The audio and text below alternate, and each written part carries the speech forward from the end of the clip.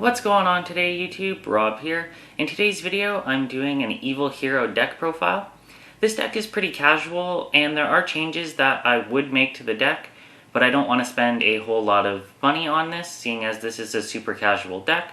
Before we get started, I just want to say, if you're new to the channel, consider leaving a like, commenting on what you might want to see next, and subscribe for more fun videos. And without wasting any more of your time, let's get into it.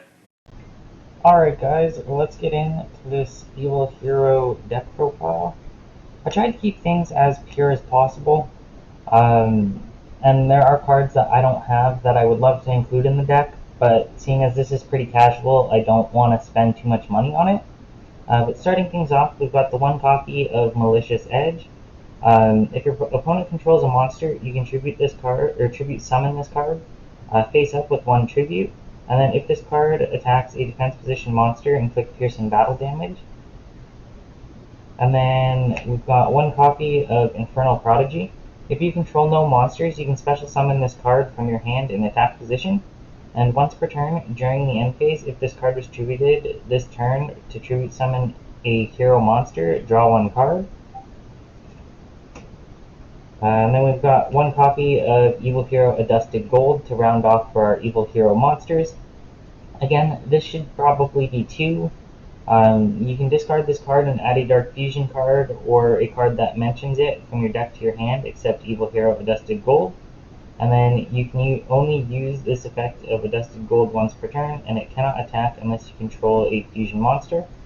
But this is really good because it does give you access to Dark Calling, Dark Fusion, and your Supreme King's Castle. And then we've got double copies of Destiny Hero Malicious.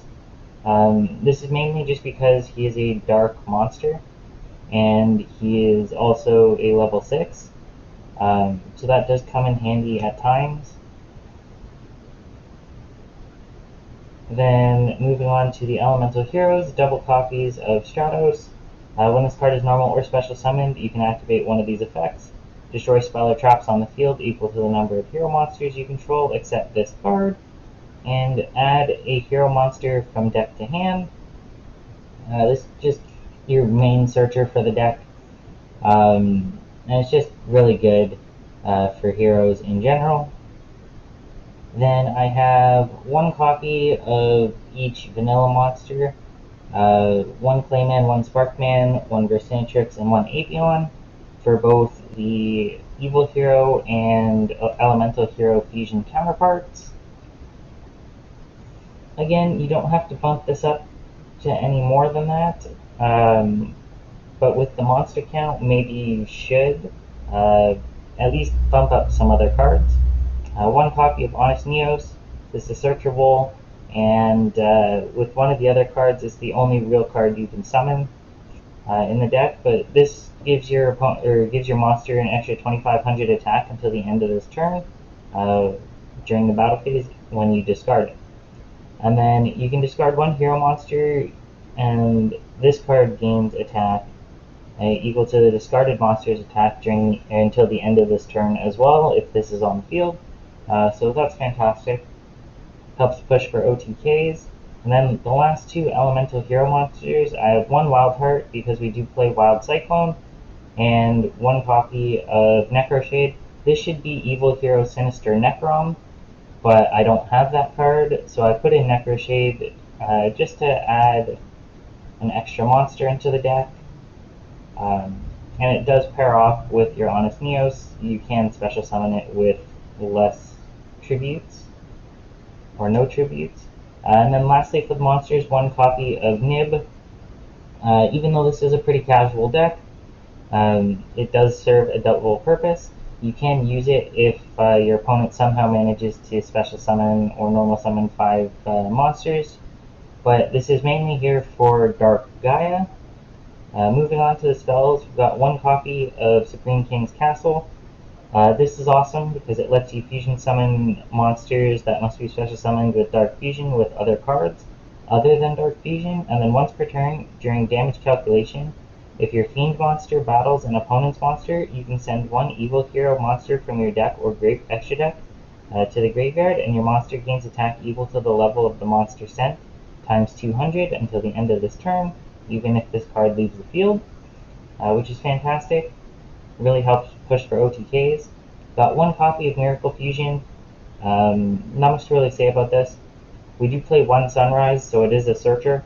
Or search target for Sunrise gives you the search. And then this also lets you go into your elemental hero place after you use Dark Fusion to go into evil heroes. One called by the grave. This card should be anything or could be anything else. I would put this as a second copy of Dark Fusion, but seeing as I don't have a second copy of Dark Fusion, I just decided to shoehorn in called by. Because there's a lot of things that you could get hand trapped on in this deck. One copy of Fusion Recovery, just to help you recurse some resources, and depending on your hand, you can pretty much just continue to fuse from there. One copy of Change of Heart. This isn't a must, but it's a fun card to put in. Again, this could be a third copy of Dark Fusion. There are a lot of one-ofs in the deck that could easily be replaced by other cards. But seeing as I don't have them, I'm not worried too much about it. One copy of Fusion Sage to add a poly directly from your deck to hand. One copy of Righteous Justice, seeing as this deck does struggle with back row removal, letting you pop cards on the field equal to the number of elemental hero cards you control. Pop Speller Traps. Then one copy of Rhoda, one copy of Warrior Returning Alive, to either add a level 4 or lower monster from deck to hand, or target a warrior monster in your graveyard and add that card to your hand. Again, good for recursion, good for follow-ups, good for whatever you need it to be good for. One copy of Oversoul to target an elemental hero normal monster in your graveyard and special summon it. It doesn't come up a lot, and again, this could probably be at any other card, but it does come in handy at times. The one copy of Duster, like I said, this deck's not the greatest at popping Speller Traps or getting rid of back row, especially once you've used your Stratos. But so we'll put in one, just in case, as an added protection. Then the one copy of Dark Fusion, again, should play this at 3. It just gives you more access to your evil heroes. And it does have a protection effect, so when you summon a monster with this, your opponent cannot target it with card effects this turn. So it's just an added bonus as to something like Dark Fusion or Poly. And then double copies of Favorite Hero.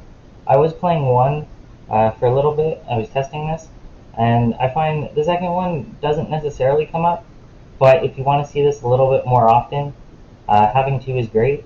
And this searches your field spell, and you can detach this once you've attacked to gain a second attack in a row with the equipped monster, which is also fantastic.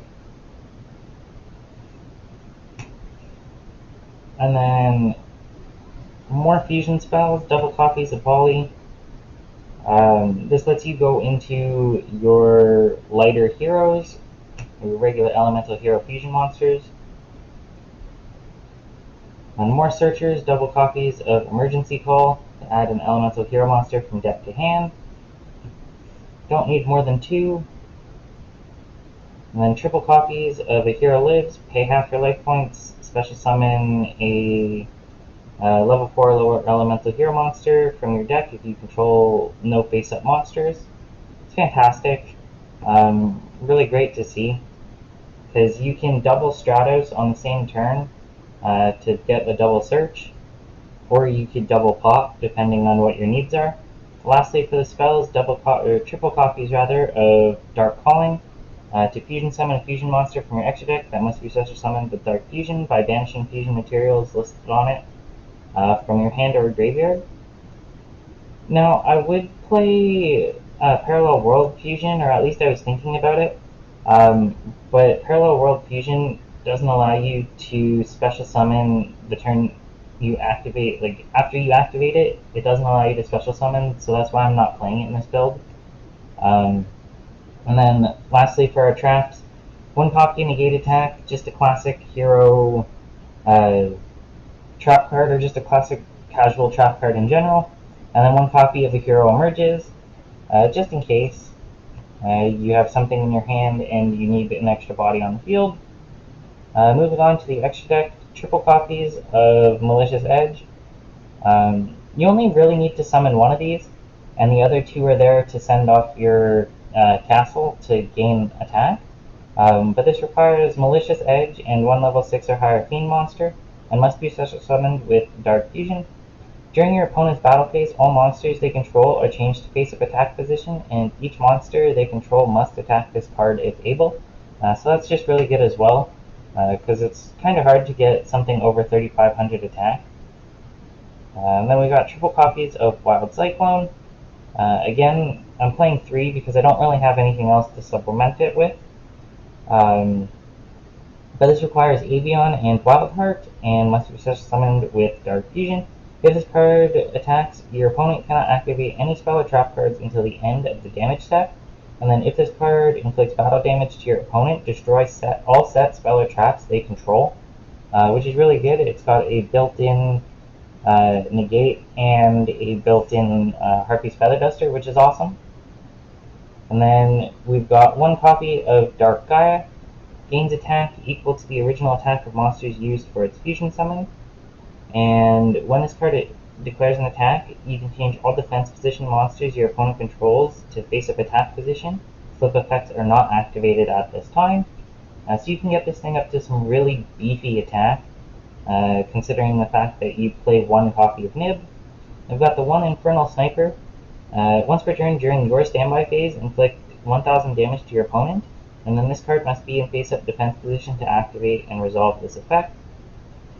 Not much to say about that, it's just good for defense and some attack or life point damage to your opponent early on. Then I've got 1 copy of Inferno Wing and 1 copy of Lightning Golem. Lightning Golem is better than Thunder Giant, in my opinion, just because of the fact that you don't have to discard to target a monster on the field and destroy that target. Whereas with Thunder Giant, you have to discard, and the opponent's monster that you target has to have less than or equal to original attack of this card to be able to be destroyed. Inferno Wing is awesome because it does piercing battle damage, and then it also has the effect of Flame Wingman to deal damage to your opponent equal to the original attack, or defense in this case, whichever is higher of the monster you send to the graveyard. So that's really awesome for pushing for OTKs. Moving on, we've got 1 copy of Flare Wingman.